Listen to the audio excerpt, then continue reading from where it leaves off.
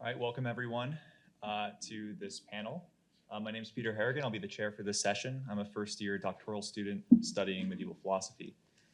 The format for the next hour and a half will essentially be that each speaker gets 20 minutes to present, followed by 10 minutes of questions. Even though we can all hear each other pretty easily in this room, I'll still bring around a microphone just so the people on Zoom can better hear the question and answer portion. So our first speaker is Machessa Samz. She is an assistant professor in philosophy at Nazareth University in Rochester, New York. Her main research interest is in medieval philosophy, especially the works of Thomas Aquinas, John Duns Scotus, and lesser-known 13th and 14th century figures. The title of her presentation is The Apparent Contradiction of Self-Love in Thomas Aquinas. Please join me in welcoming Machessa Samz.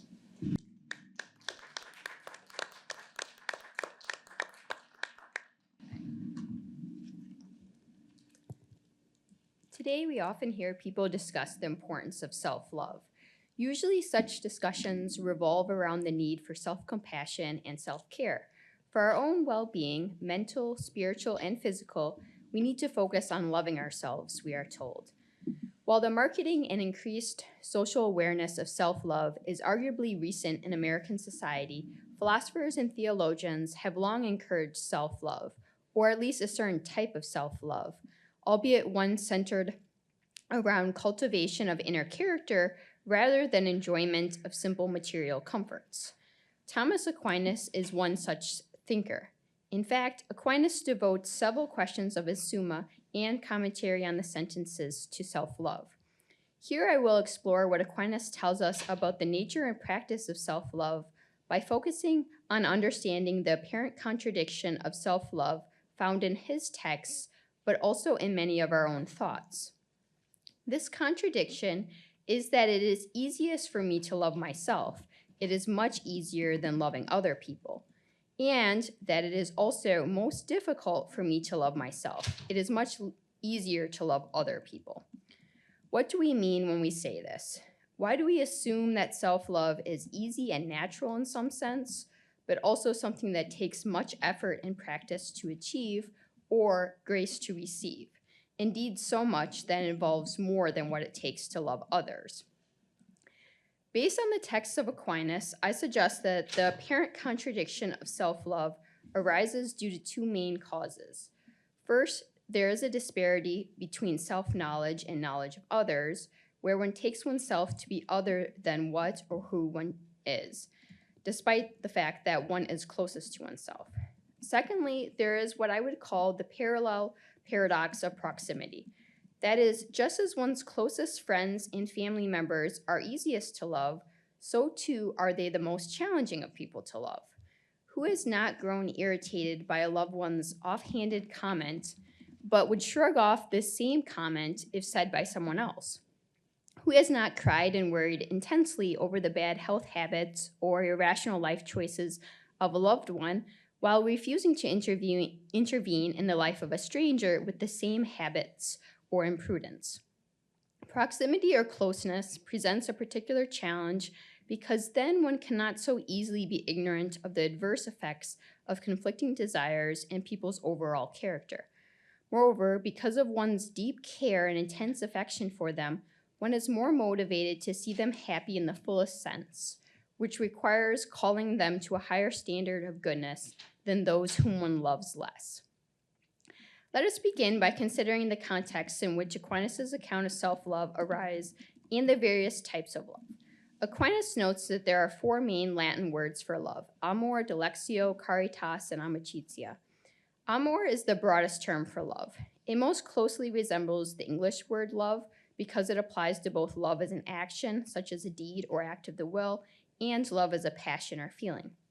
Aquinas sometimes distinguishes dilexio from amor by designating dilexio as the type of amor that is an action, a result of choice, coming from the will rather than desire. However, he regularly uses the verbs amare and diligere interchangeably to indicate love in general and love as a passion. Besides amor and dilexio, there is amicitia, which is usually translated as friendship, and it is a habit rather than an action or a passion. This means it is a stable character disposition resulting from multiple actions, not simply a single act or a feeling. The last word for love, caritas, is a type of amicitia as well as a perfection of amor, insofar as it is a kind of friendship between human beings and God. Now, Aquinas' main questions on self-love in the Summa and commentary on the sentences occur especially within the context of love as caritas or charity, though he has important questions on love as a passion too. It is thus worth noting some of the defining features of charity, besides the fact that it is a kind of friendship between human beings and God.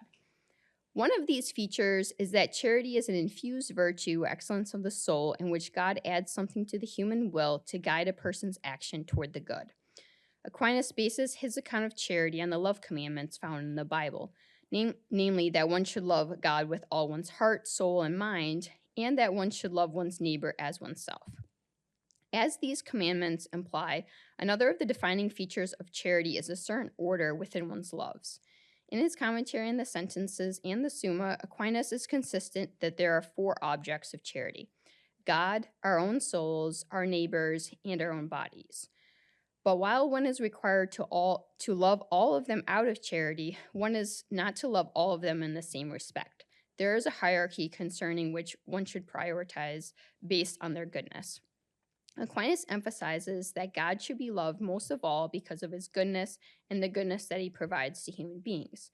God is the foundation for our love of ourselves and other human beings, insofar as we are made in the image of God and can participate in his glory through reaching ultimate happiness or beatitude. After God, we should love ourselves, according to Aquinas. More precisely, we should love our own souls. While we should also love our bodies, we should love our souls more than our bodies, and this is the case for our own souls as well as the souls of other human beings. Aquinas argues for the prioritization of self-love, at least love of our own souls, over love of others, in that what is closest to ourselves should be loved most.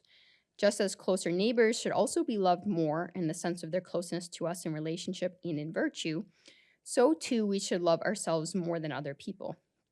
In other words, there is an analogy between loving our family members and friends more than strangers and loving ourselves more than other people. However, it is important to note that all human beings should still be loved out of charity, even if we are required to love some more than others by showing more affection or doing more acts of charity for them. One way of seeing this is that our greatest duties are to those we are nearest to, since we can affect them most and they affect our own happiness most.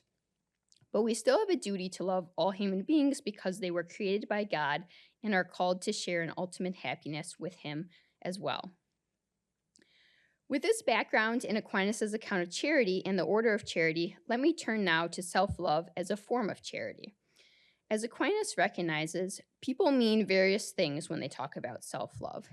In the body of question 25, article 7 of the Secunda Secundae of the Summa, Aquinas distinguishes 3 senses of self-love, or 3 ways one can be said to love oneself. This distinction occurs within the context of the question of whether sinners can be said to love themselves. According to Aquinas, the first sense in which one can be said to love oneself is common to all. All human beings love themselves in this first way. This is the natural love of self-preservation. Aquinas suggests that both people who have good and bad characters love themselves in this way. Like other forms of self-love, this one is based on a certain self-concept or understanding of who and what one is. As Aquinas puts it, someone loves what he deems himself to be. In this sense, humans accurately deem themselves to be soul-body composites. Thus, they wish for themselves to remain in existence as a whole. It also presumably means they recognize some need for both internal goods of the soul, for example, knowledge, love, the virtues, and external goods, for example, food, drink, and social connections. In the 2 other senses of self-love, human beings love themselves by prioritizing one aspect of themselves, the interior or the exterior. According to Aquinas, good human beings love themselves by prioritizing the interior. They correctly judge that the rational mind is primary in humans and the sensitive bodily nature is secondary. Thus, those practicing this form of self-love will love the interior, the rational mind, over the exterior sensitive nature. They will seek the immaterial and the intelligible, that is God and the internal goods of the soul most of all. To fill out what this type of self-love looks like in practice, Aquinas draws from Aristotle's account of friendship, showing how true self-love is like being a friend to oneself. Thus, good people want themselves to exist, wish good things for themselves, especially the acquisition of spiritual goods, do good works, enjoy their own company, especially the opportunity to contemplate the good things of the present, memories of the past, and aspirations for the future, and they harmonize with themselves. That is, they share pleasure and sorrow in the same things so that their souls tend toward unity. In contrast to good or virtuous human beings, Aquinas states that bad or vicious human beings love themselves by prioritizing the exterior. They do so because they have the inaccurate judgment of themselves as primarily material beings. Because of this inaccurate understanding of themselves, they have a harmful relationship with themselves. Overall, this third form of self-love is contrary to friendship.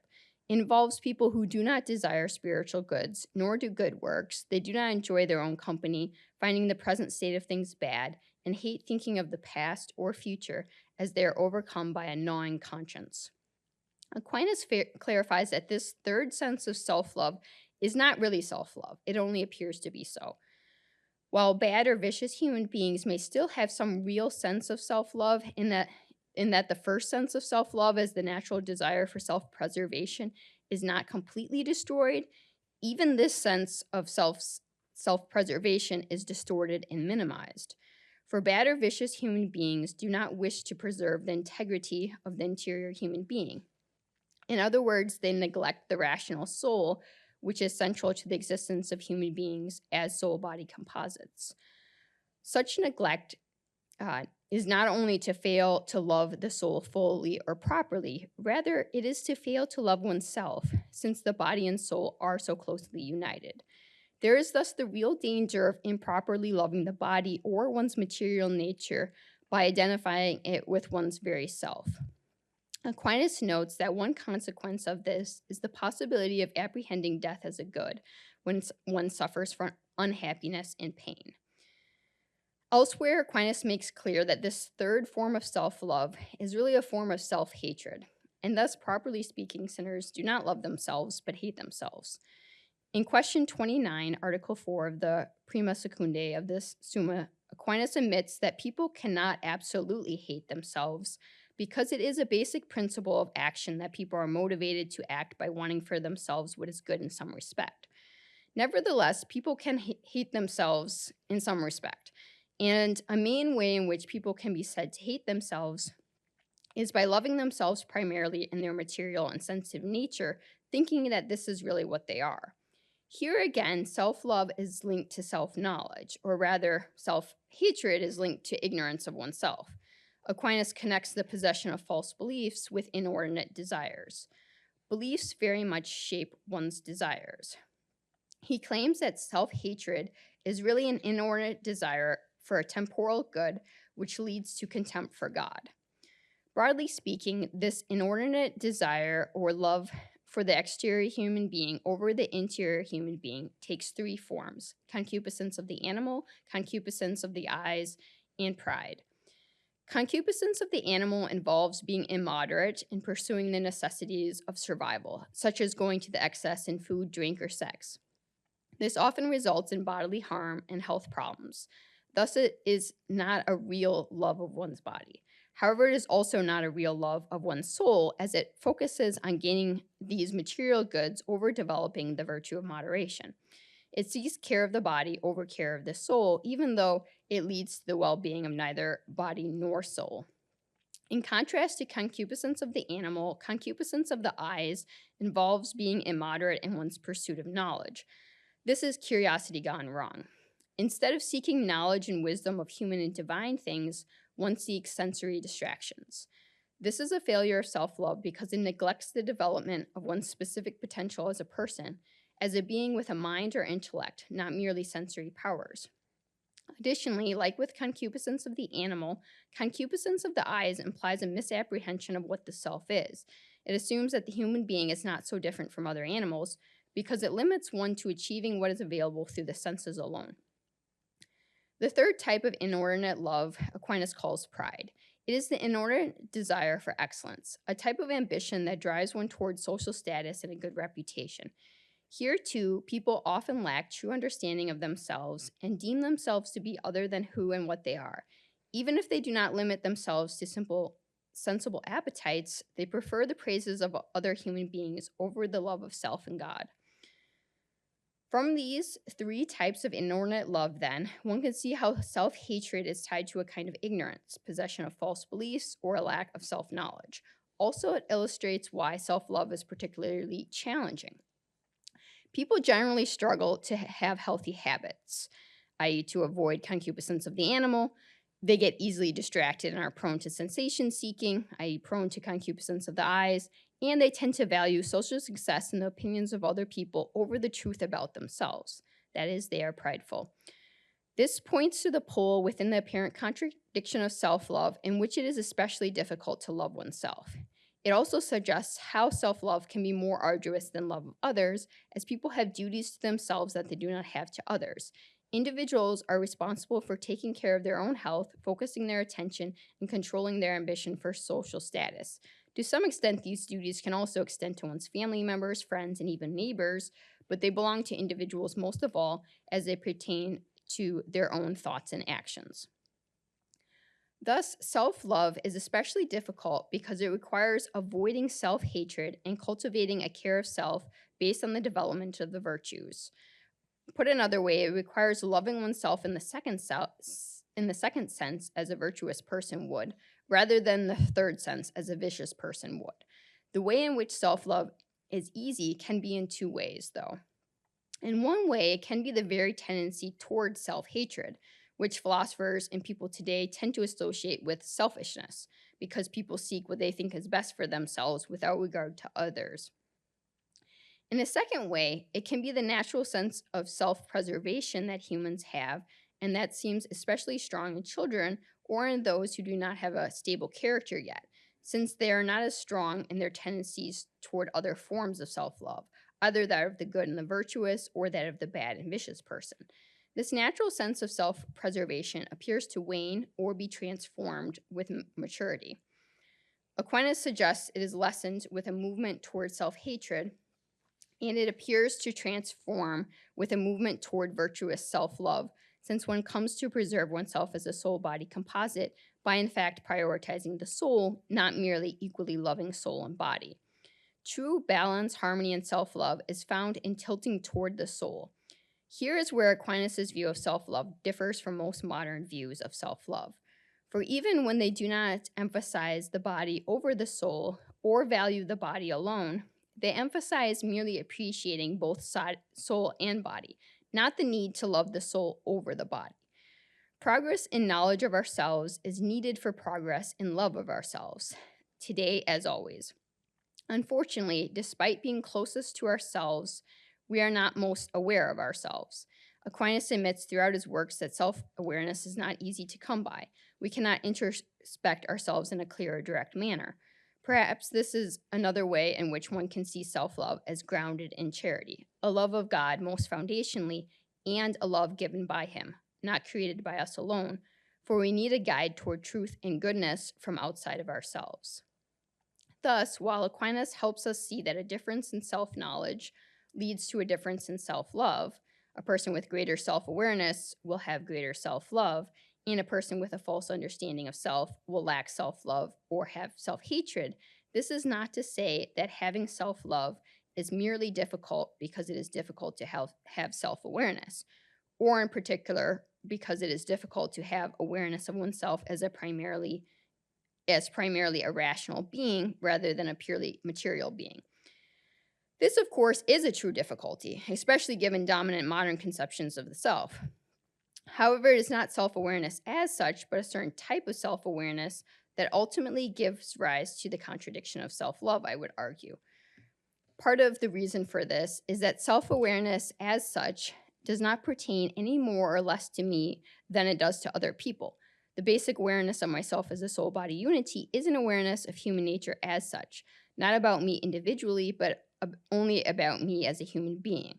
Thus, it would not explain the conflict between loving myself versus loving any human being. Again, loving others is also not easy, but it is separate from the apparent contradiction that loving myself is particularly difficult, and in some respect more difficult than loving others. So what is this form of self-awareness that especially gives rise to the apparent contradiction of self-love? It is an awareness that arises particularly because of the proximity one has to oneself, especially the access to one's own thoughts and desires. Ironically, introspection illustrates how arduous self-love is because one recognizes that one is not truly oneself, or that one is not actually being oneself, not living up to the standard of goodness, not actually living a happy or blessed life. In another sense, it is a recognition that one is not one, not unified. One has done or thought something that conflicts with who one is, essentially, with what is good. Aquinas once again connects this awareness to the difference between the good human being and the evil human being. His text suggests that the contradiction of self-love appears for the evil human being rather than the good human being. He states that virtuous self-lovers do not suffer from dissension of the will in themselves, since the whole soul tends toward one thing, while vicious self-lovers are in a state of dissension. Here, Aquinas identifies self-love with wholeness. Good human beings love themselves throughout time and have a unified will. Essentially, they are affirming who they have been, are, and will be. They recognize themselves as aiming for the same goal. In contrast, Aquinas describes how evil human beings do not will that the wholeness of themselves be preserved, nor is it pleasurable for them to associate with themselves because they lack peace and harmony. This is most clear, I would argue, in a case of regret, such as regretting what one has done in the past. However, it could also be a sense of uneasiness with who one currently is or where one's life is going. The lack of harmony refers to the fact that in some sense, evil people affirm and do not affirm themselves. They both love and do not love themselves. In other words, as Aquinas stated above, all people love who they deem themselves to be.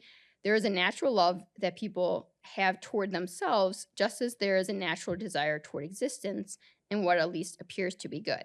However, true love can only occur when people actually love what is good, not what only appears to be good under some aspect.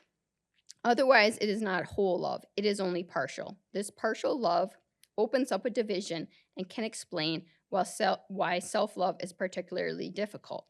At a certain time, one both approves and does not approve of an action one has done if it is not good, or even if one deems it not to be good after the fact.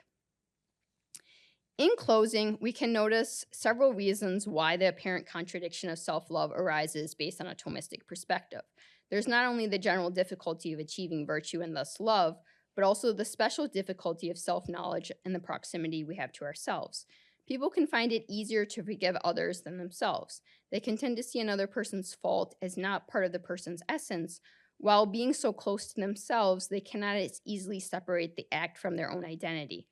Furthermore, we might lack true understanding of ourselves and deem ourselves to be other than we are, prioritizing material or external aspects of our being that should not be so prioritized, and not realizing the true goodness in ourselves. To be sure, Aquinas does not acknowledge the apparent contradiction of self-love as such, but I believe his texts give us great insights on how to understand this phenomenon that many people face.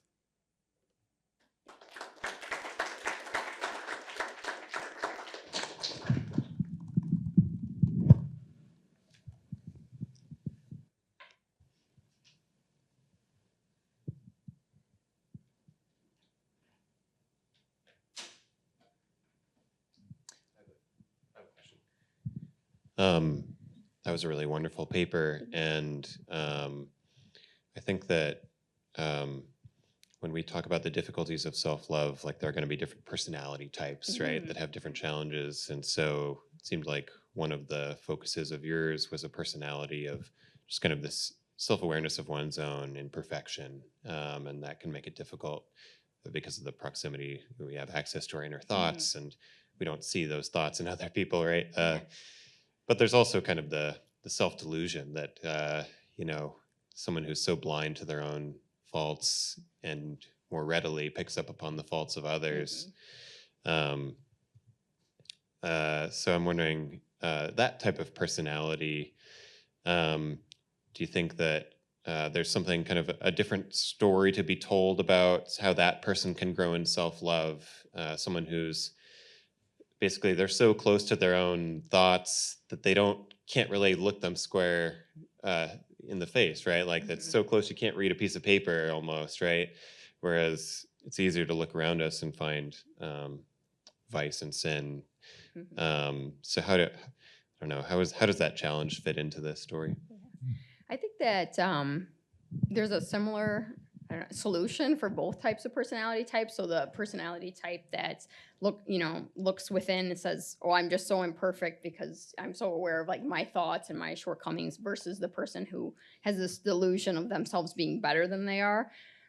It seems like reaching out to others is really the key, right? So like how Aquinas is linking self-love so much to self-awareness. Well, how do we get awareness of ourselves? It's through other people. So I think that in both cases we need kind of, well, especially like, I don't know, friends, family members, other people to point out, here's what you're really strong in, or here's what you're, kind of weak or deficient in. And so like personally, I have kind of more of the personality type where for me, I can really see my own weaknesses.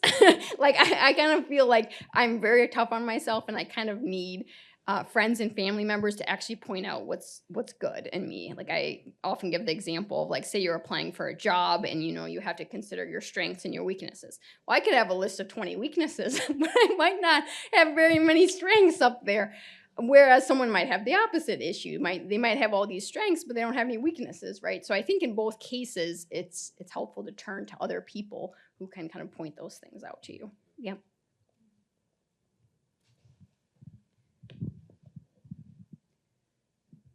Thank you so much. That was wonderful.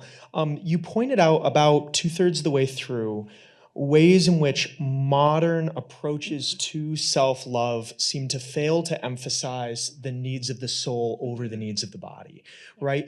What do you think that Aquinas or folks who agree with Aquinas might say to the potential objection that a more modern approach might say of the problem of emphasizing, maybe quote, emphasizing the soul over the body too much? At what point does it just kind of run away? Is there a potential for emphasizing the soul so much to the body's detriment? And do you think Aquinas addresses that? Yeah, I think that Aquinas does address that through what we're talking about by the goods of the soul. So one of them that I was focusing on a lot is moderation or temperance, which in some sense, if you're moderate, what you're aiming at is bodily health in some sense, right? It's a balance of goods of the soul and goods of the body. So you could, miss the mark or miss the mean of health in two different ways. You could miss it by, going to the excess, eating too much food, for example, or eating food of the wrong type or something. But you could also miss it by like not eating enough, right? So you might be so absorbed in your work or everything that you like skip meals or something like this. Well, I think Aquinas is going to say in both situations, you really are kind of neglecting your kind of body and soul, right? So, I mean, there's like the mean, if you're really loving your soul, you should be kind of sustaining your body in a certain sense, right? Because that would be promoting that kind of internal virtue. And I think another case we could think of is like wisdom, like a kind of practical wisdom or phronesis, which kind of helps you meet that mean, or in general, kind of like focusing on, I guess, intellectual pursuits too as like a kind of spiritual good. Because I think a lot of times, well, I remember I gave a different paper to one of my colleagues and he was saying, like students and professors get kind of a hard time today because like we like studying, and some people will be like, you're studying too much, you need to take a break. But maybe we should be kind of studying more. Like, so what looks like we're going to the excess in terms of pursuing intellectual pursuits just looks that way from other people's perspectives sometimes. It can be the same thing with, I don't know, pursuing spiritual or religious goods. Like someone might say, well, like you're going to, I don't know, mass too much. I mean, like in some sense, like that might be someone else's perspective, but it might not actually be the case for you, right? Or what's really good for you. It can just be imposed by an external society that tends to prioritize like other pleasures. Mm-hmm. It's time to move on to our next speaker.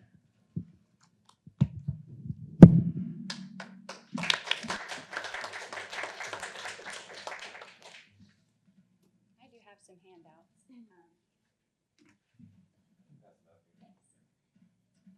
So thank you so much, Dr. Samz. Our next speaker is Jane Spencer.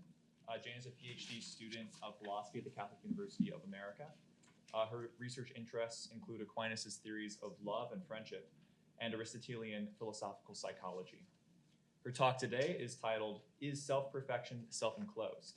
Aquinas on Likeness as a Cause of Love. Maybe we'll just wait one more second for the handouts to make their way around. Thanks, Peter.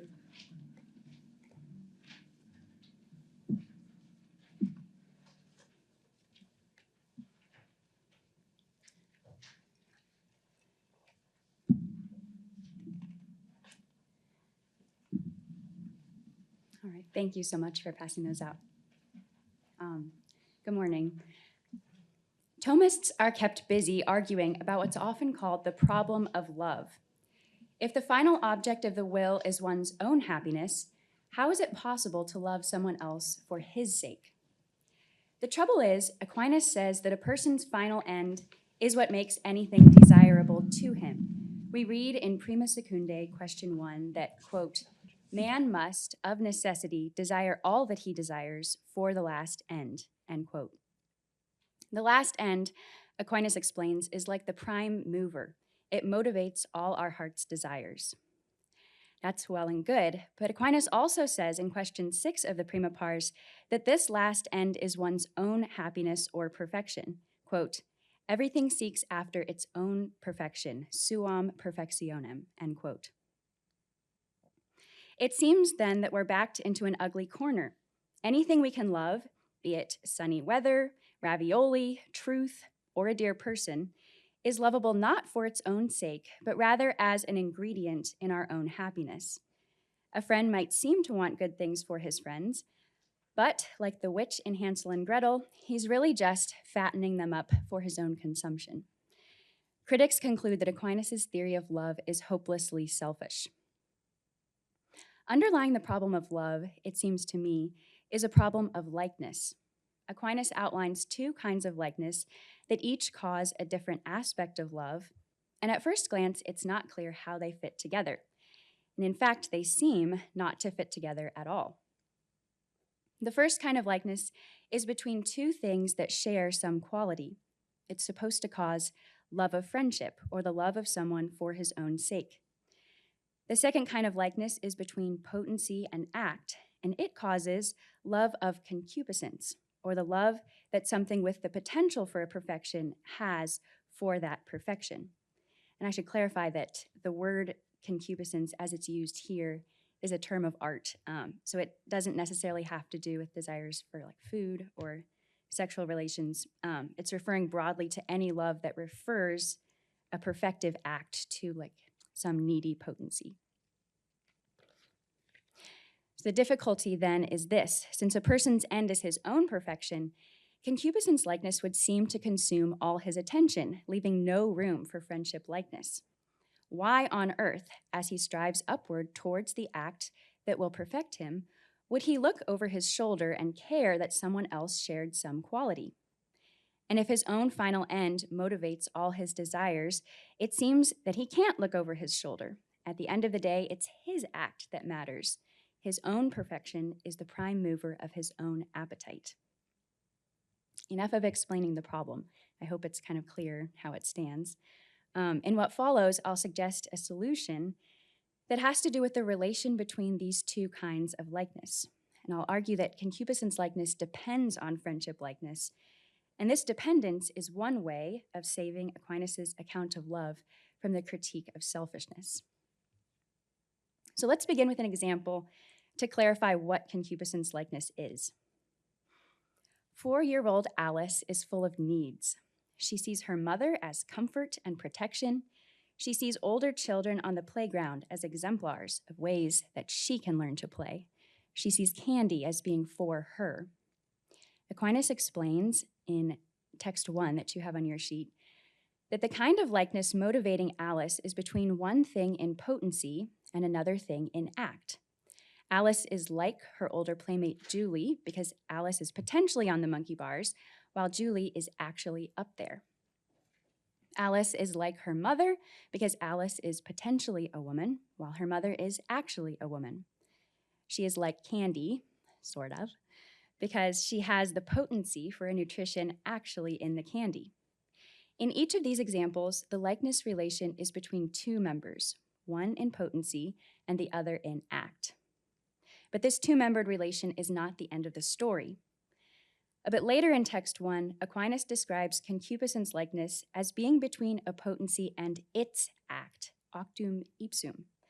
The final beloved object is not some other thing in act, it is actuality for self.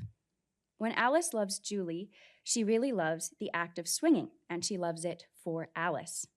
Love of concupiscence, in other words, is self-referential.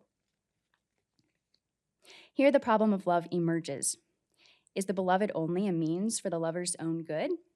Sometimes the answer is yes. Alice consumes candy. The beloved is digested by the lover. And that's as it should be when the beloved is edible, or when it's a virtue we want to acquire, or something we want to own or to do. The thing we love is really a perfection of ourselves. Friends, too, are perfections. In the Bible, they are even called treasures and strong defenses. Following Aristotle, Aquinas writes that a good man is, quote, a good to his friend, end quote. It's wholesome and not at all blameworthy to see our friends as good for us. But we haven't explained yet how we can also desire our friend's good for his own sake, and it's this love that makes him our friend. So what makes us care not only that we possess some actuality, but that someone else possesses it too? To answer the question, we must turn to the other kind of likeness. We've been exploring the likeness of potency to its perfective act. The other, as you can see in text 2 on your sheet, is between two things that share a common act. The love caused by this kind of likeness is striking.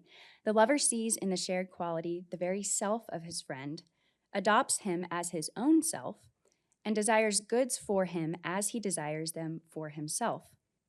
Love of friendship, then, results in an extended identity, an extended self for whom we desire actuality. Why does the lover want not only to achieve some form, but to share it? In the rest of my talk, I'll suggest that for Aquinas, likeness of concupiscence aims at likeness of friendship. What I will show is that we seek actuality for the purpose of sharing a form. Likeness is, at the highest level, our perfection itself. But as we'll see, it's not just any likeness that is our perfection. It's specifically a likeness to our cause of being, God. And please hang with me as we turn now to look at the relation of creature to creator. By the end of the talk, I hope it will be clear how this relation sheds light on any kind of friendship. And if it's not clear, you can punish me in the Q&A. In Aquinas' discussion of the good in the Prima Pars, he claims, quote, all things, by desiring their own perfection, desire God himself, inasmuch as the perfections of all things are so many likenesses of the divine being, end quote. Here, likeness is a middle term between the creature's perfection and God's very self. By desiring this perfection, or the actualization of his full potential, the creature desires God himself because his perfection is likeness to the Creator. Aquinas is quite emphatic that divine likeness isn't just a nice byproduct of the creature's self-perfection, it's the very reason that self-perfection is good. He says in text 3 that the creature, quote, tends to its own good because it tends to the divine likeness, and not conversely, end quote. It isn't that Alice grows into an expert gymnast and becomes more like God as a side effect. Instead, Alice's very desire to be an expert gymnast is more deeply a desire to reflect God. To understand why creatures tend towards likeness to the Creator, we must look to the nature of causality. Aquinas says in text 4 that, quote, the perfection and form of an effect consists in a certain likeness to the agent, since every agent makes its like, end quote. Why does agency result in likeness? For Aquinas, per se action is self-expression. Alice's mother conceives a human child through her own human nature. A teacher educates students through his own knowledge. At the highest level, God creates beings because he is being. As Therese Corey puts it, quote, "The only reason that there is any agency at all is that form fundamentally has the power of self-expression," end quote. The good of the effect, then, is likeness to its cause because the effect is meant to grow into the fullest possible expression of the cause. So to step back for a minute, what I've been suggesting is that concupiscence likeness, in which a thing in potency desires its own act, resolves finally into friendship likeness, in which two things, in this case, creature and creator, share an act. And now, quickly, for an objection, isn't it pretty hubristic and in fact downright false to say that we share the same act with God? And the answer is yes.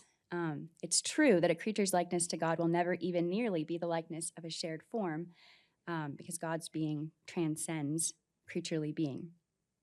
But thankfully, Aquinas' understanding of likeness allows effects to be like their causes analogically. A creature does not share a form with the creator, but he shares the equivalent of that form expressed in a way appropriate to him. He is, as Corey explains, quote, "the proper expression at a lower level of what the cause is at the higher level," end quote. Love of concupiscence then turns out to be far from self-enclosed. In moving the lover from potency to act, it achieves in him the likeness of a shared form with his creator. The likeness of potency to act resolves finally into the likeness of an analogically shared actuality, and the very good that perfects the self points beyond the self. So far, I've suggested that the likeness underlying love of concupiscence aims at the lover expressing his divine cause. He achieves, to some level, the kind of likeness that causes love of friendship, the likeness of a shared quality. Friendship itself, though, remains to be explained because we can befriend people who aren't God. What is required is not a deep causal connection, it's just a shared form, sometimes even a simple one. When Alice discovers that her classmate, Edmund, is also passionate about relay races and Sour Patch gummy worms, she is so moved that Edmund becomes another self to Alice. She wants his good as she wants her own. Why is the discovery of another person who shares some form so moving? Let's recall the problem of love. Aquinas' critics maintain that he whips the rug out from beneath friendship by saying that each being ultimately seeks its own perfection. If Alice loves Edmund, the critics argue, it's only because Edmund benefits Alice. But I hope that our exploration of the creature's likeness to God will clarify what it means to love a friend in the context of one's own perfection. Aquinas holds that likeness between creatures is possible because of each creature's prior likeness to its own divine cause. He says in text 5, quote, "The likeness we have to God precedes and causes the likeness we have to our neighbor. Because from the very fact that we share along with our neighbor in something received from God, we become like to our neighbor," end quote. As Alice grows older and practices virtues, she desires them as perfections of herself, and ultimately, though maybe not explicitly, as likenesses to God. Enter Edmund. The two become friends because of shared virtues, maybe as they mature beyond games and candy, the virtues of good humor or courage. They perceive the likeness of a common act. They can only share this act, however, because each more basically seeks virtue for herself or himself. This virtue points from within Alice and from within Edmund to the same cause of both, the creator. The vertical likeness between an effect and its cause, or between creature and creator, causes a horizontal likeness between multiple effects or multiple creatures. But explaining how friends are similar is not quite the same as explaining why it is good for them to be similar, or why the discovery of likeness prompts love of friendship. We might expect Alice to be so busy trying to resemble God that she just couldn't give a darn what's happening to Edmund. But here it's helpful to notice that if each creature's perfection is a likeness to God, finite being must imitate infinite being. And a very good way for finite being to do this is through self-expansion. John Whipple has pointed out that Aquinas' maxim that agents produce their like echoes Aristotle's comment in De Anima Book 2 that organisms reproduce others like themselves, quote, in order that they may partake of the everlasting and divine insofar as they can, end quote. It's godlike to expand beyond your own finitude. A similar urge, I think, underlies love of friendship. We don't produce our friend, but we do discover him. By extending ourselves to include him, the two of us, or the family of us, or even the nation of us, step outside our own limited goodness to become more universally good and consequently more like God. As a concluding point, notice that we haven't absolved Aquinas from the critique of selfishness by denying love's self-centeredness, but rather by expanding our notion of the self to include others. And I think this is what Aquinas would want. Text 6 on your handout sums it up.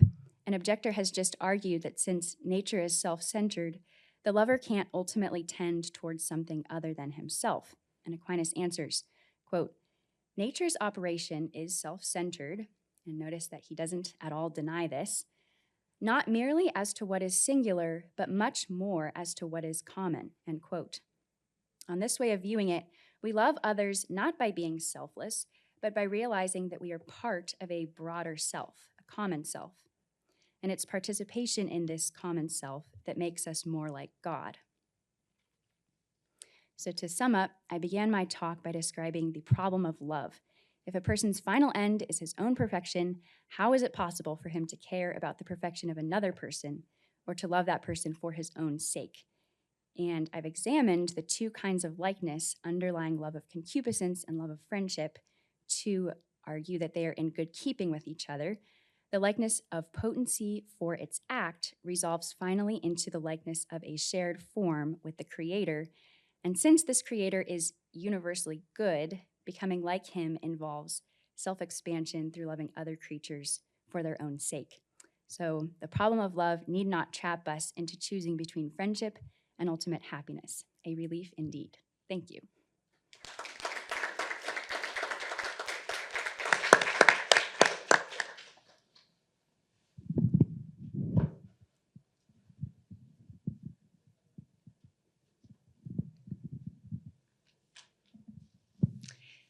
Thank you for your paper, and thank you both, actually. They were both very beautiful. This one especially, I think, helped me understand Charles de Connick better, which is great because I have to teach him this semester. But my question is actually about how these two papers might dovetail, because it occurs to me that love of concupiscence doesn't always resolve into love of friendship unless one actually has an accurate self-understanding so that I'm appropriately assessing my own needs and what is truly good for me. So I was just wondering if you would agree with that, or because I don't think that it's the case that love of friendship can be based off of some sort of like vicious self-centered likeness or attribute. So could you just clarify that a bit? I was actually thinking about that too during Machessa's talk, and it was helping me a lot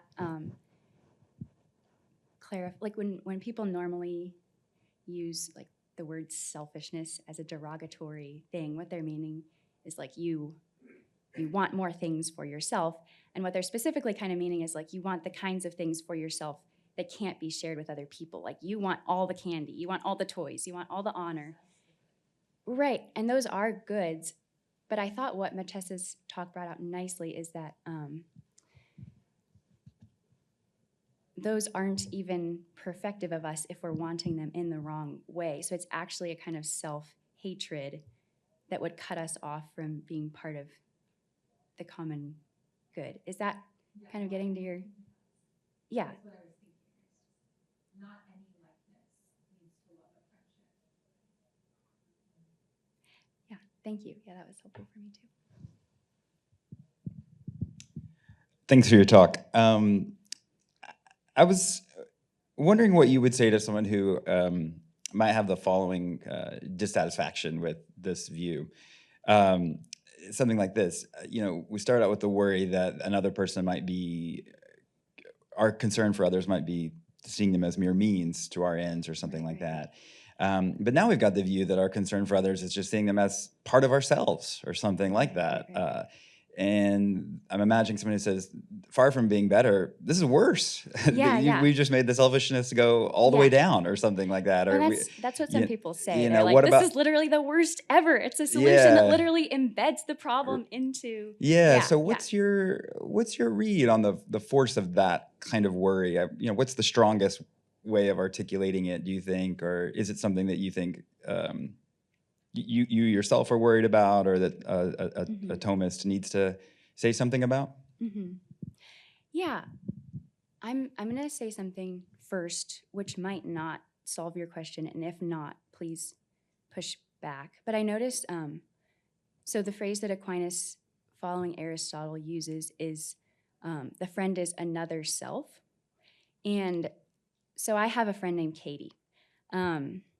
When I think of Katie as another self, I don't think that there's now two Janes, or that like, there's not really Katie, there's just Jane and then this other part of Jane. What I think is that Katie and Jane are both part of a broader self that is equally both of theirs. So it's not that I'm just like turning Jane into literally everything. It's that I realize that Jane herself is only a part, as well as Katie, in something bigger than both of us. So it's not like I'm expanding myself in the sense of swallowing other people up. How does that, what are your thoughts about that? Well, I don't know. I mean, it's is the second sense of self there just like a metaphor or something? Like if you I'm inclined to say, Jane's a real self and Katie's a real self. And there's this sense in which there is a larger self that contains both of them, but that feels like a different kind of self, or maybe just a metaphor. And I mean, I was thinking another way of interpreting the phrase, he wishes good to him as to himself, is the something about the manner of which the good is wished, not that it's there's some kind of common self. I think this is a view some people have, like the way you wish good to yourself is for your own sake, and so the way you wish good to your friend is for their own sake. That's the sense in which you love your neighbor as yourself, or something like that. Not the sense that you love your neighbor as part of the same self. That seems to me the alternative view. And in that case, the self is just the same sense of self is showing up every time, as opposed to something like... That's maybe a little bit of an easier way of solving the problem, where we don't end up with this super diluted meaning of the word self. Is that what you're kind of arguing? Yeah, I mean, I'm not myself convinced of this alternative view or something. I'm just imagining that I think some people when people hear or think through the idea that there's this worry about selfishness, and the way to solve the worry about selfishness has to do with like expanding the self, or creating a we self, or the bounds of the self somehow being more, expansive and porous. That the sense is like just that whole strategy is never going to work, because what you're always going to end up with is something that's still too self-involved. I'm not sure what the sharpest way of making that is as an objection is, but that feels to me like the shape of the concern. Yes.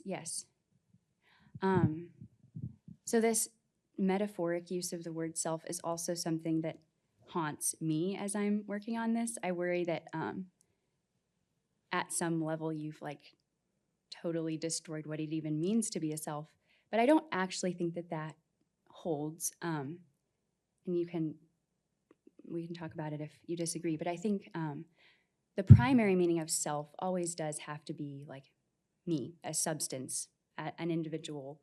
And that's partly why Aquinas says we always do love ourselves, excepting God, most, because we are closest to ourselves. We're most intimate. You're most self to yourself. So like, even though I love Katie as another self, Jane's good, Jane's relationship with God always has to come first. But I do think when we start to look at the nature of this self that is me, we do start to see that it is by nature a part of broader, what it means to be myself is to be a part. And so then the question is, how can I love myself without having reference to this broader whole that I am a part of? And is there a sense in which that whole actually is more self to me than my own private good? So that's, but I do worry about that too. Thank you. Maybe a suggestion here that could go towards solving this problem.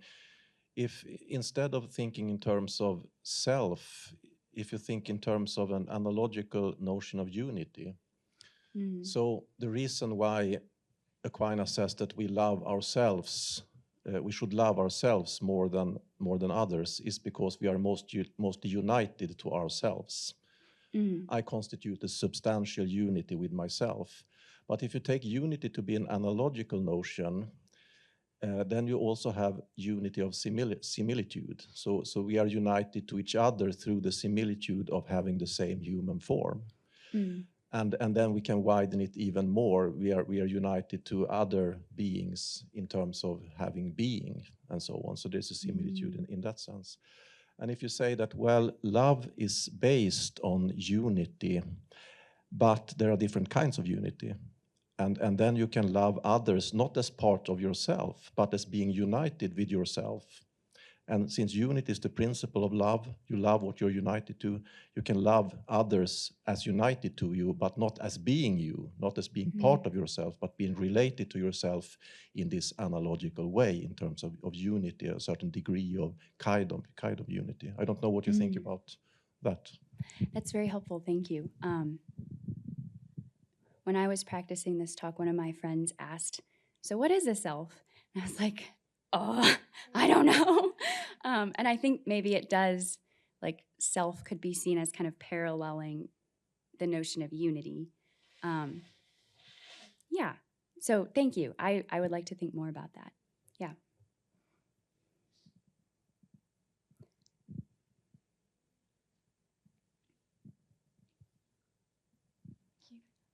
Is there a worry about if you're loving yourself in a way as part of a whole, and then you're loving your friend as part of a whole? One worry I have is that it could end up, what you love first is the whole, and that sounds good when you're talking about yourself because it sounds like you're not being selfish and you have some greater good in mind. But when you're talking about your friend, it could sound like you love them for the sake of a whole, which is different from them, rather than for their own sake. Right. Especially if you're kind of thinking about that whole as being your expanded self. Right. So what's, like, if it's just... Yeah, like I love my hand for the sake of myself. Yeah. But my hand could be disposable for the greater good of myself. But you probably don't want to love your friend in the same way. In the same way. Yeah. Yeah. Thank you. Yeah, I guess what we want to avoid as we're talking about this is to kind of Platonize the whole, where it's like something other than its members. And I don't want to do that at all. So I think you'd have to, I want to think more about this, but there's ways that the hand analogy is helpful, but then there's ways that its shortcomings can clarify what the differences actually are.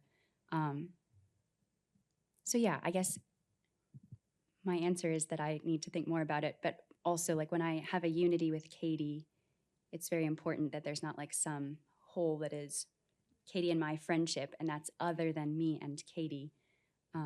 Yeah, thank you. Yeah, that's helpful. That brings us to an end to this question and answer. Thanks, Peter.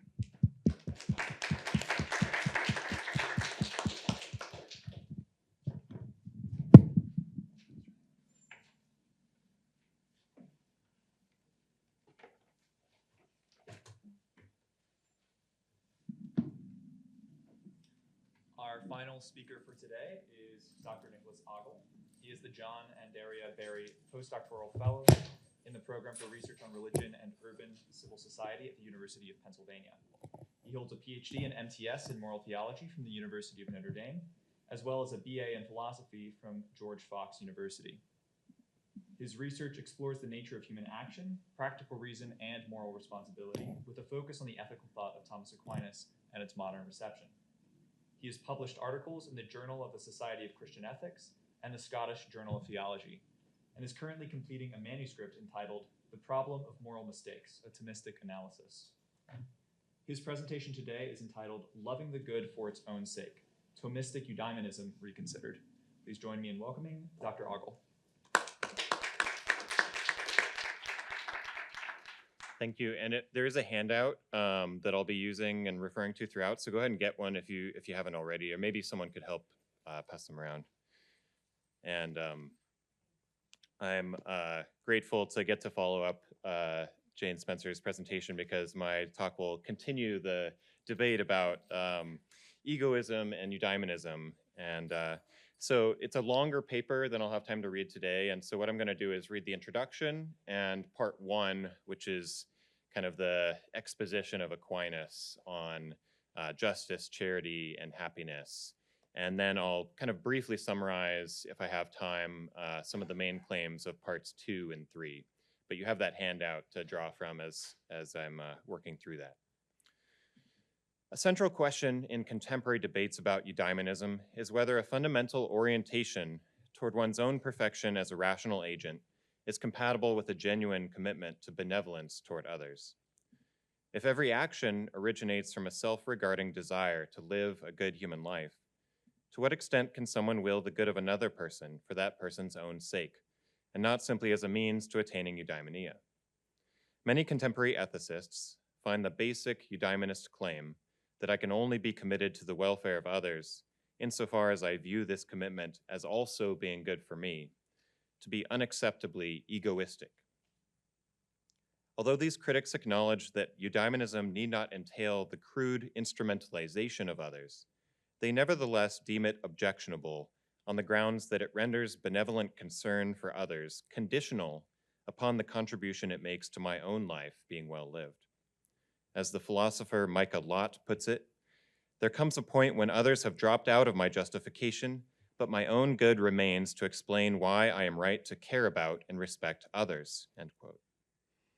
Thus, these critics conclude that eudaimonism should be either rejected or substantially revised so as to avoid positing as the ultimate justification for virtuous action the wrong kind of reason.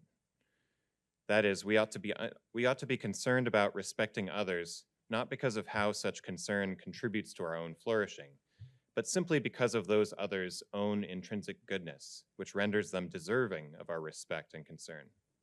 So the aim of my paper is to show that this criticism of eudaimonism, what scholars sometimes call the wrong kind of reason objection, lacks sufficient justification. Although it is true that eudaimonism assumes that our concern for the welfare of others is always mediated by a self-referential desire for our own perfection, something that Jane pointed to, it's a mistake to conclude that this somehow renders it morally suspect. On the contrary, I argue that when happiness is properly understood as an irreducibly moral concept that functions as the formal organizing principle of practical deliberation, the wrong kind of reasoned objection loses much of its force.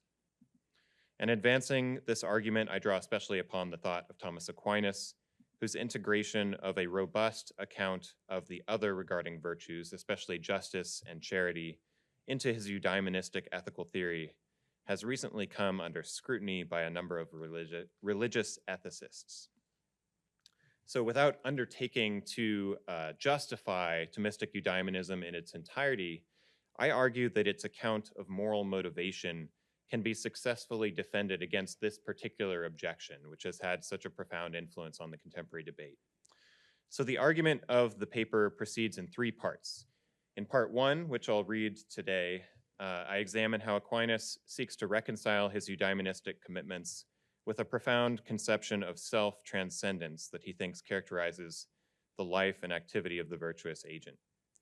Focusing specifically on his account of justice and charity, I consider how he understands the fundamental desire for one's own perfection to be capable of motivating acts of benevolence that give expression to a genuine concern for the good of others precisely for those others' own sake.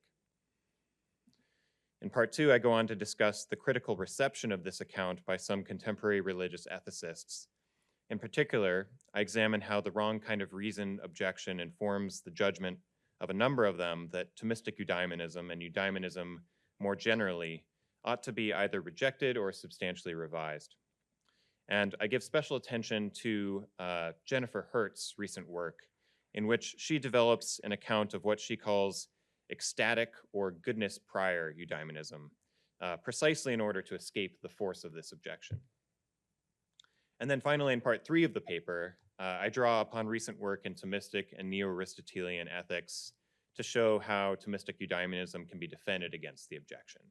And I argue that the objection makes certain assumptions about the nature of practical deliberation that are not substantiated by a careful reading of the relevant texts in Aquinas. So by clarifying with the help of some contemporary theorists, the sense in which Aquinas understands happiness to be the ultimate motivational source of human action, I seek to disarm the wrong kind of reason objection and convince contemporary ethicists that Thomistic Eudaimonism and Eudaimonism more generally deserves reconsideration. Okay, so part 1, Aquinas on happiness and self-transcendence. It is widely considered an axiom of Thomistic ethics that every rational agent necessarily desires happiness, and that every action performed by such an agent is in some way ordered to happiness as his or her ultimate end. For Aquinas, this fundamental orientation of the human person toward happiness or beatitude is a direct implication of the broader metaphysical principle that each thing at every level of existence seeks its own perfection. Human persons, no less than any other creature, naturally desire the full development of their capacities to act as beings of a specific kind. Happiness, on this view, is simply the name given to the complete actualization of the proper potentialities of a rational or intellectual nature, which seeks its own perfection in a distinctively self-reflective way. Unlike non-rational creatures, which respond instinctively to various stimuli in the manner appropriate to their species, human beings direct their own activities in accordance with a rational conception of their own good. They're capable not only of apprehending the various objects to which they're naturally inclined, but of apprehending them precisely as ends toward which their actions can be voluntarily ordered as a means. Accordingly, Aquinas understands there to be an essential link between the desirability of an action and its conduciveness to attaining one's own perfection, however that may be conceived. An agent must view an action as being in some way perfective of his causal powers in order to be inclined toward it as an object of the will. Thus, Aquinas famously writes in the opening question of the Prima Secundae, "It is necessary that everything a man desires is such that he desires it for the sake of his ultimate end." Okay, but without further clarification, it's easy to misunderstand how Aquinas understands beatitude to function as the ultimate motivational source of human action. While he clearly views the desire for happiness as playing something like the role of a first principle in matters of deliberation and choice, his conception of how it informs the concrete practical reasoning of the acting person, it's not as clear as it might initially seem. For example, his insistence upon the connection between action and perfection might lead one to assume that he thinks an agent who views an action as choice-worthy must always do so with some minimal awareness of its ordering toward his or her ultimate end. Yet Aquinas explicitly rejects this claim, arguing instead, and this is quote 1 on your handout, that one need not always be thinking about the ultimate end whenever he desires something or does something. Instead, the force of the first intention remains in any desire for anything whatsoever, even if the ultimate end is not being thought about. There is, in other words, a self-effacing character to the way in which the desire for happiness motivates the choice of particular actions that are ordered to it, although presumably some decisions will be made with explicit reference to their contribution to making one's life well lived, for the most part, this fundamental orientation toward happiness remains implicit in one's practical reasoning. Just because the desirability of an action depends on its conduciveness to an agent's own perfection does not mean that he or she necessarily chooses it under that description. And there's been a lot of excellent work on this recently by Bill Madison, one of the organizers, as well as Thomas Osborne and Stephen Jensen, working out Aquinas' account of virtual ordering. He distinguishes between habitual, virtual, and actual ordering towards the ultimate end. And there's a whole literature on this that is relevant for this question. So what I'd like to suggest is that a similar point ought to be made in response to the concern that Aquinas' Eudaimonism commits him to the view that all reasons for action are necessarily self-regarding. Given the structural role that the desire for happiness plays in practical deliberation, even if only implicitly, it might seem that we can only be motivated to act for the good of another to the extent that that other's good is instrumental to our own or a part of our own, right? We were just talking about this. In other words, Thomistic Eudaimonism might appear to have no place for benevolent action that aims to promote the welfare of another for that other's own sake. Now, as far as I'm aware, Aquinas never argues directly against this view. There's no article in the Summa that takes up this objection. However, his rejection of it is evident in his discussion of the other regarding virtues of justice and charity. As he explains in question 56 of the Prima Secundae, and this is a passage that Jean Porter highlighted in her remarks the other night. These virtues are distinguished from the others by the fact that they're not merely ordered toward the private good of the acting person, the bonum proprium, but rather to a bonum extrinsicum. That is to say, they enable the will to respond appropriately to objects that are disproportionate to an agent's own good as an individual, either with respect to the whole human species, as in the case of the divine good, or with respect to an individual, as in the case of the good of one's neighbor. Understood as such, and here I'll refer you to the second quote on your handout from question 10, justice and charity are perfections of the will's inclination to the good in general, the bonum in commune, which Aquinas explicitly distinguishes from its orientation toward the ultimate end. Although both the good in general and the ultimate end are objects of the will, they nevertheless differ insofar as they relate to what we might call objective versus subjective aspects of the desire for happiness. At any rate, what is clearly implied by Aquinas' account of justice and charity is that while every action is necessarily ordered toward the agent's own perfection, the goods to which such actions are responsive are in no way restricted by one's concern for one's own individual welfare. In the Secunda Secundae, Aquinas develops these insights further in connection with the concept of the common good. In his discussion of the virtue of general justice, and this is quote 3 in your handout, he explains how it functions as an architectonic virtue that directs the acts of the other virtues to the common good, which he says is preeminent over the individual good of a single person. Similarly, in his account of charity, quote 4, Aquinas argues that out of charity a man ought to love God, who is the common good of all things, more than himself, and that it is therefore proper to say that God is loved out of charity for his own sake. For Aquinas, this loving act of self-transcendence is not any sort of violation of human nature, but rather a perfection of the innate human disposition to love God above all things.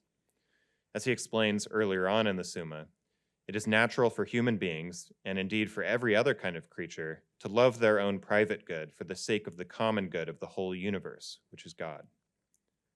Thus, on both the order of nature and grace, Aquinas holds that rational agent will be inclined to subordinate his or her own private good to a more comprehensive common good in which he or she participates, since, as he writes, the good of the whole is more lovable to each part than the partial good that belongs to it itself.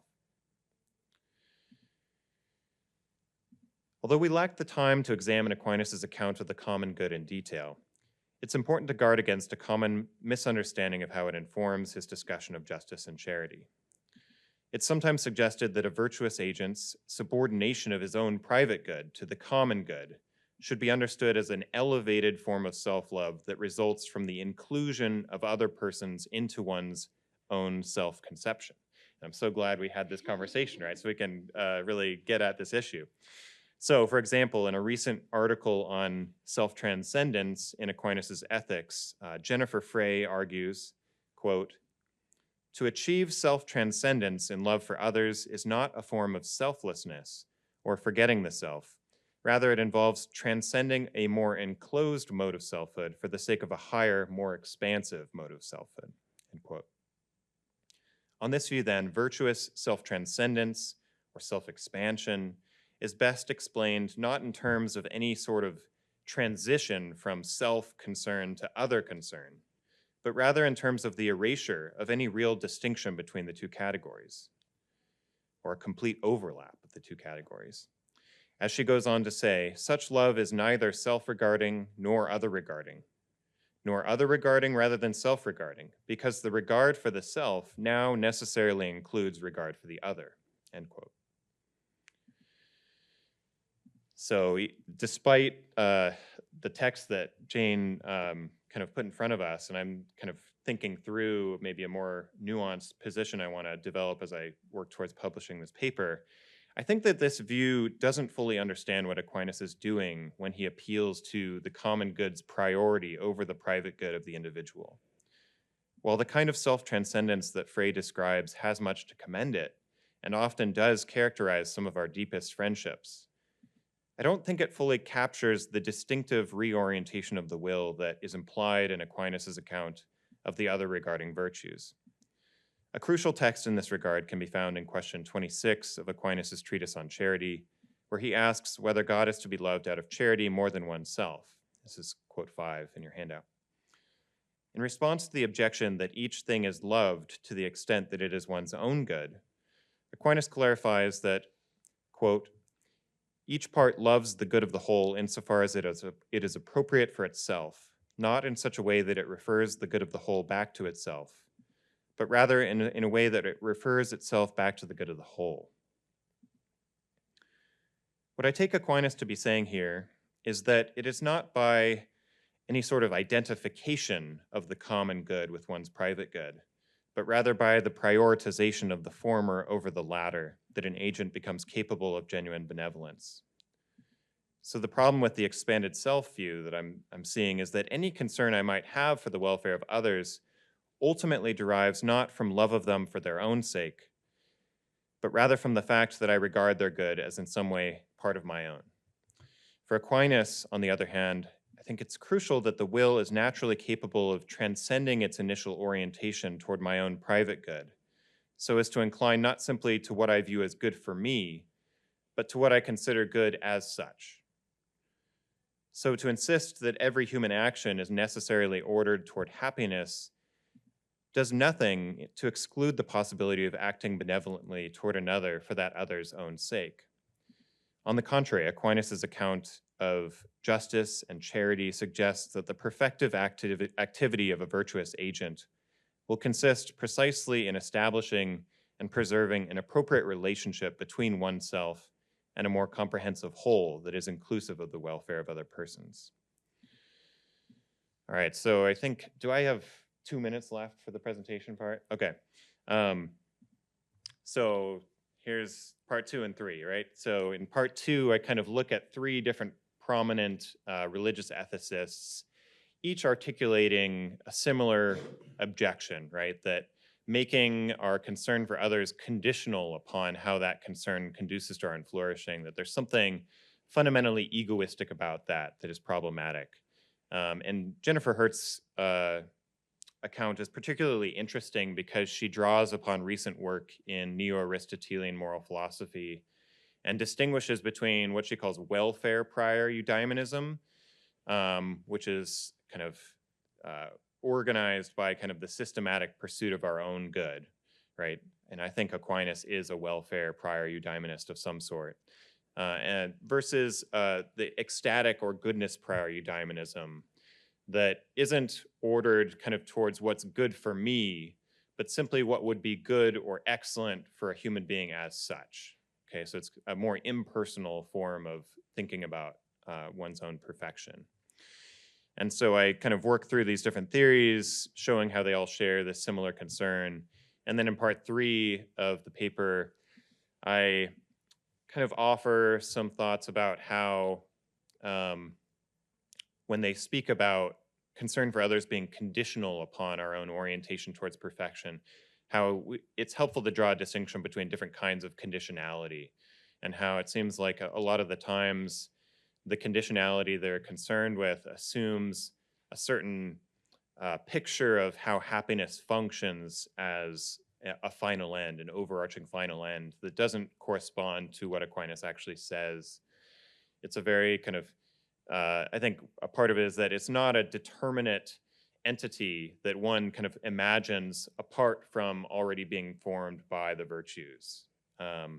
And so it's in and through virtuous action that our conception of the final end is filled out and provides more of an organizing principle for our life. So I'm happy to kind of take questions on parts 2 and 3 if you want, if you had a chance to look at some of those quotes. But hopefully we can return to the conversation we were having about benevolent concern and eudaimonia. So thank you very much.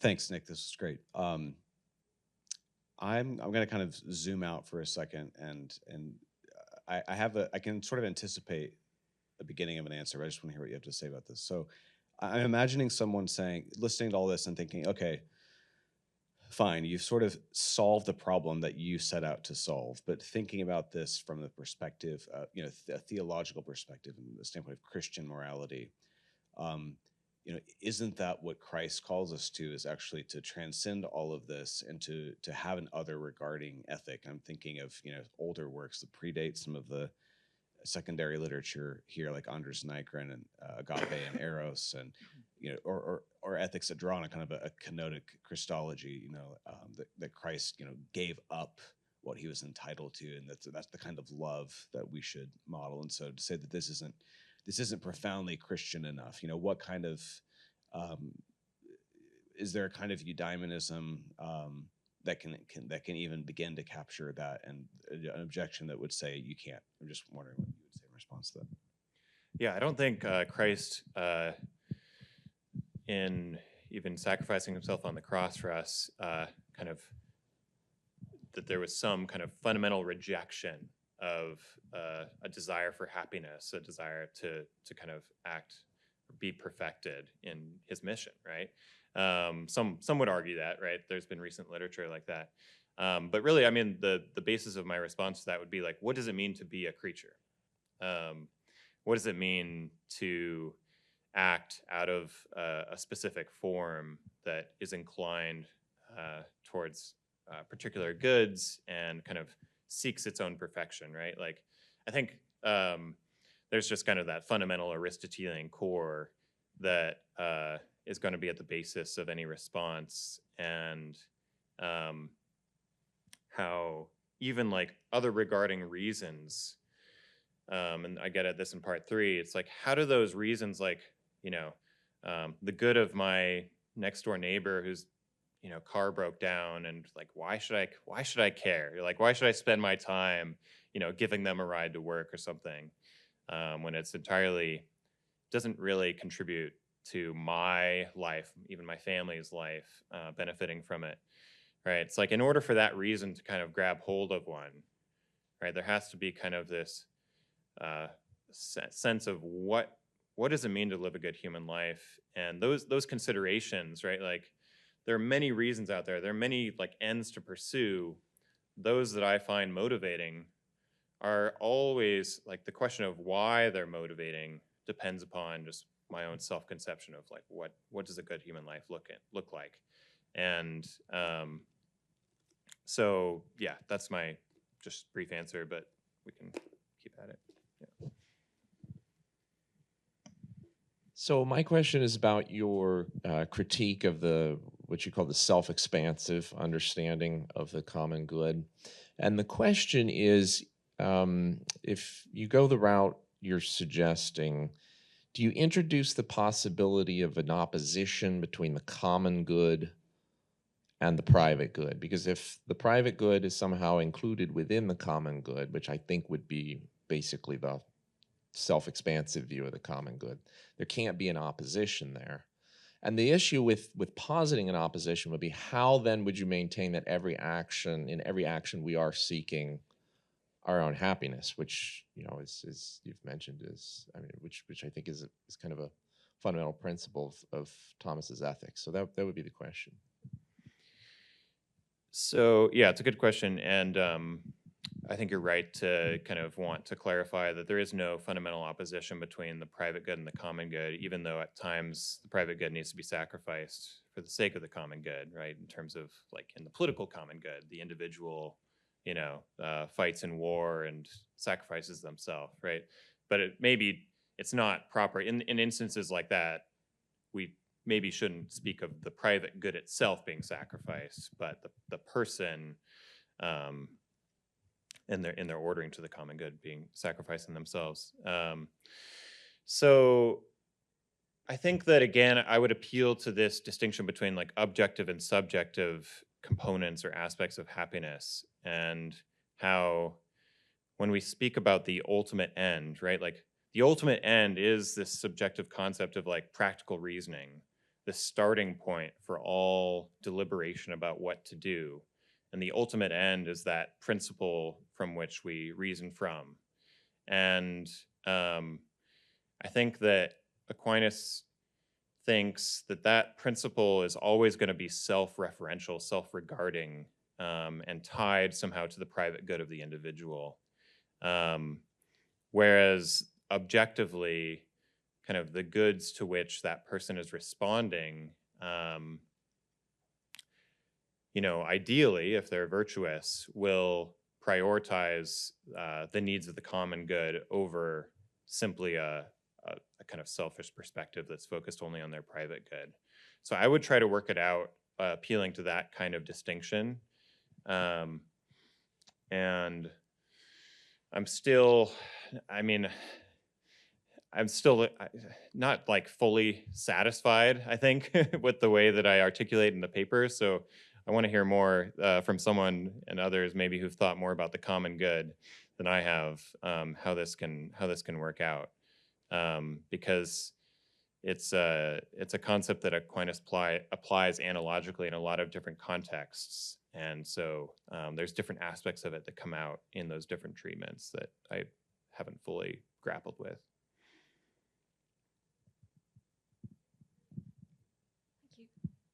I've got a question about, in part 1, quote 5, each part loves the good of the whole insofar as it is appropriate for itself, not in such a way that it refers the good of the whole back to itself, but rather in such a way that it refers itself back to the good of the whole. I've got a question between that and then just the kind of the claim that kind of each of our, kind of in all of our actions, we seek our own happiness.